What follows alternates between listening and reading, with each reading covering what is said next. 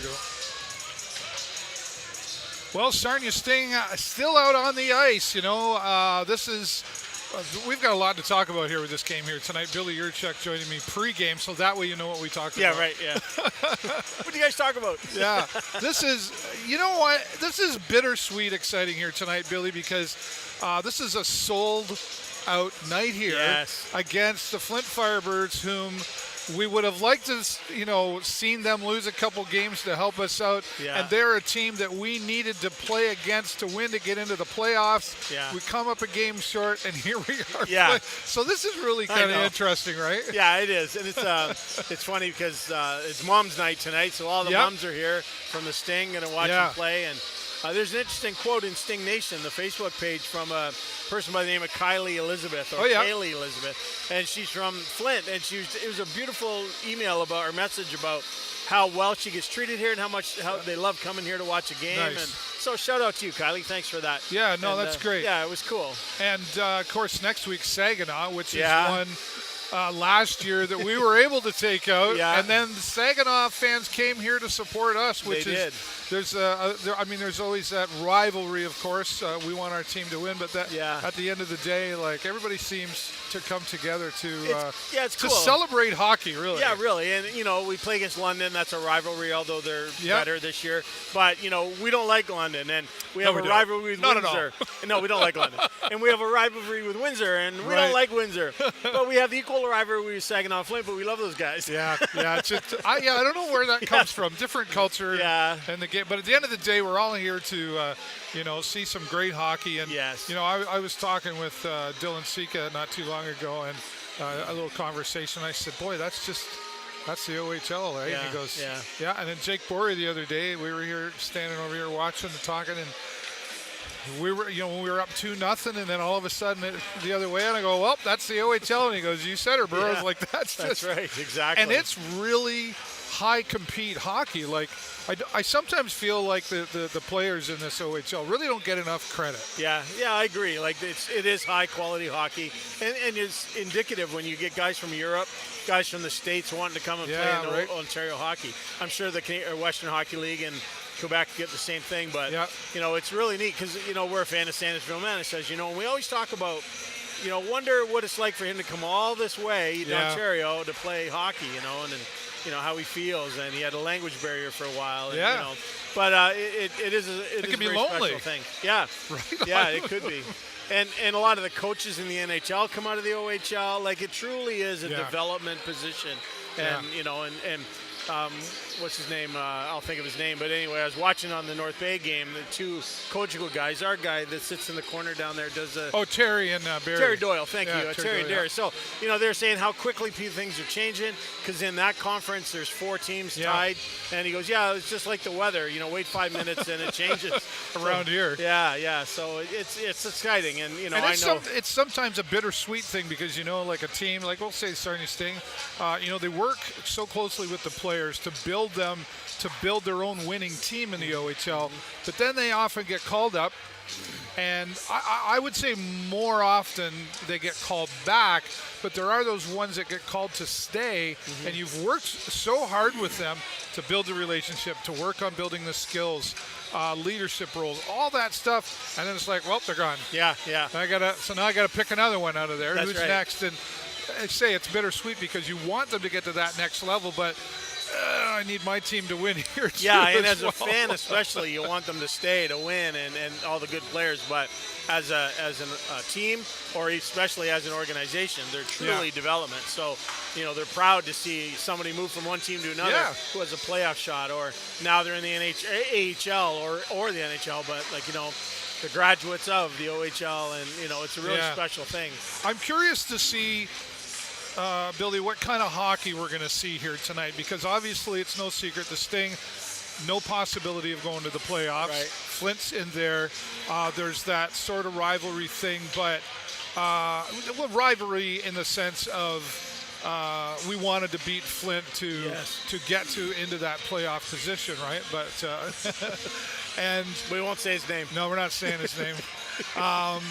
So the Sting. What was I saying before that guy interrupted? I know. What kind of game it's going to be? What type of game? Yeah, right. Thank you. the Sting can kind of breathe now. Yeah. They can kind of go, okay, we know we're done. Yeah. But it's sold out here tonight. I know. There's still the fans that are looking for the entertainment side of it, but they really want to see their players play the best game. And I think going back to Alatang philosophy, there's still an expectation there. I agree. And they really have nothing to lose, right? Like, especially the final year players, like, they have nothing to lose. So, you might be an expectation of chippiness. On the other side of the puck, they saying, hey, guys, we're in the playoffs. This means nothing to us. Don't get hurt. Don't worry about a rivalry. Let's just coast into the playoffs, So I think two very different philosophies all in one game. I think that's what's going to make this an interesting game, I think right? So too. I think, I don't know. I mean, as always, we hope the Sting win tonight. Yeah, of course. But again, if they win this game tonight, it'll be. It's bittersweet all the way around, no matter how you spell it, I guess, right? But knowing the Sarnia Sting organization the way I do and what I've seen grow over the years, especially I always go back to the Letang philosophy, and not just Al, but all the coaching staff. Yeah. There's still an expectation of that bar that's been set, and if you don't meet it, you don't get to play. It doesn't matter. It was kind of said when we talked about it on Wednesday, is tonight and next Friday a bit of a rehearsal, if you will, or tryouts for next season. Yeah, and it also a tryout of their integrity, right, and their character.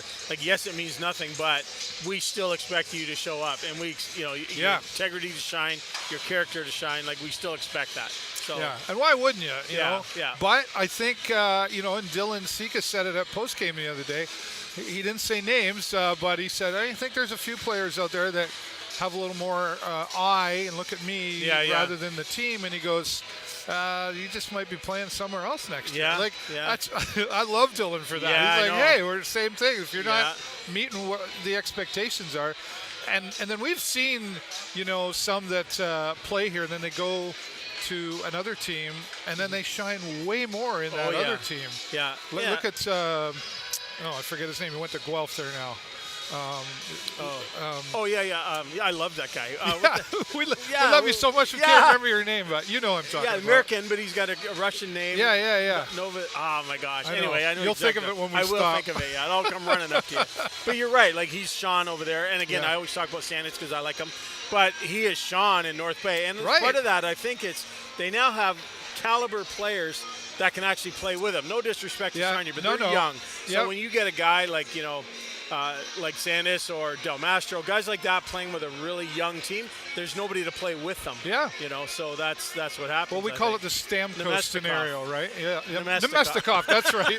We called it I've called it the Stamkos scenario. I remember years ago when he played. Yeah. He was giving her, and then he'd look around, and he's like, "There's nobody there." Nobody there. Yeah. So then he felt a little, held back a little bit, or I would think he would, and that's again over to Sandisville, man. I think that's what's happened, and now he's just been surrounded in a better position. Yeah.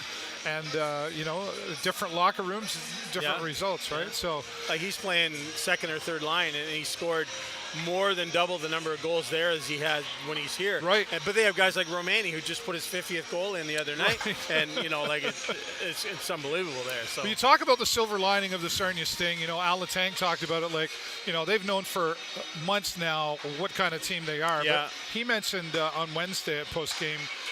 Look at Tyson Doucette, for example. Yes. Great example of last year, only 10 goals. This year, only 4 goals, I think it was. Right. And then this year, 20 goals. Yeah.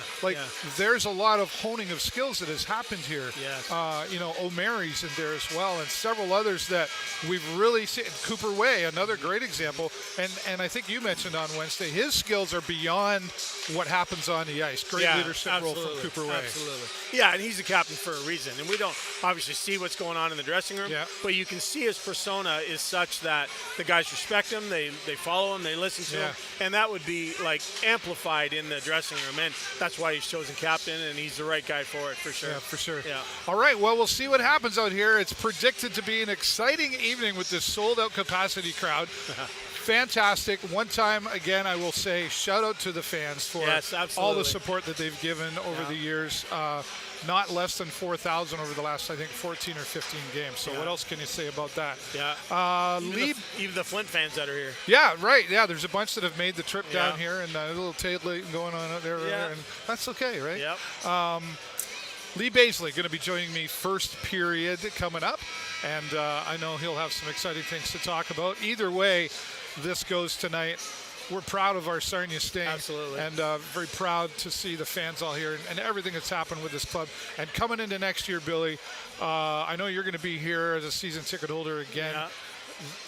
We're set up for a really exciting I really season. do think so. And, you know, every year they say that, Leafs fans, we'll get them next year. Yeah. But truly, like all the young talent that we have now, it's just 1 year older, 1 year more experienced. And Yep. I really do think we're heading the right way. And hopefully at trade time next year, we're buying and not selling. And, you know, that's an indication that we're heading in the right direction. I think that was a strategy. Yeah, absolutely. There you go. You can hear Josh Boyce welcoming all the fans here. That means it's our cue to go, and we'll be back here again, as I mentioned. Lee Baisley joining me. Connor Burke will be here. Second period intermission, and of course, post-game press conference after tonight's game as the Sarnia Sting take on the Flint Firebirds. As always, live from the concourse with the Sarnia Sting, I'm David Burrows. This is my good friend Billy Yurchuk. 1, 2, 3. Go Sting, go!